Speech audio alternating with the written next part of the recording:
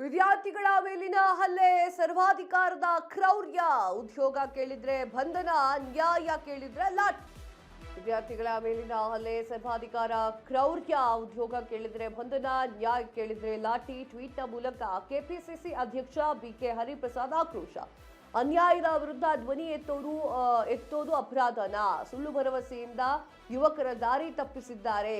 ಅದೇನಾ ಪ್ರಧಾನಿ ನರೇಂದ್ರ ಮೋದಿ ಅವರ ಸರ್ಕಾರ ಯುವ ನೀತಿ ಪರೀಕ್ಷಾ ಪೇ ಚಾರ್ಜ್ ಯಾಕೆ ಅಂತ ಹೇಳಿ ಹರಿಪ್ರಸಾದ್ ಅವರು ಪ್ರಶ್ನೆ ಕೇಳಿದ್ದಾರೆ. ಬಿಕೆ ಹರಿಪ್ರಸಾದ್ ಅವರು ಕೇಳಿರುವಂತಹ ಪ್ರಶ್ನೆಯನ್ನ ನಾನು ತಪ್ಪು ಅಂತ ಹೇಳೋದಿಲ್ಲ. ಬಿಕೆ ಹರಿಪ್ರಸಾದ್ ಅವರು ವಿದ್ಯಾರ್ಥಿಗಳ ಮೇಲೆ ತುಂಬಾ ಕಾಳಜಿಯನ್ನ ಇಟ್ಕೊಂಡಿದ್ದಾರೆ.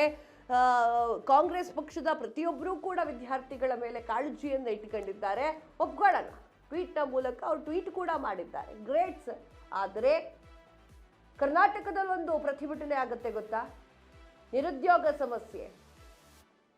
ಸರಿಯಾಗಿ ಸರ್ಕಾರಿ ನೌಕರಿಯನ್ನ ಪರೀಕ್ಷೆಯನ್ನ ಬರೆಯೋಕ್ಕೆ ಡೇಟ್ ಕೊಡ್ತಾ ಇಲ್ಲ, ಅನೌನ್ಸ್ ಮಾಡ್ತಾ ಇಲ್ಲ ಅಂತ ಹೇಳಿ ನೆನಪಿದೆಯಾ ಸರ್?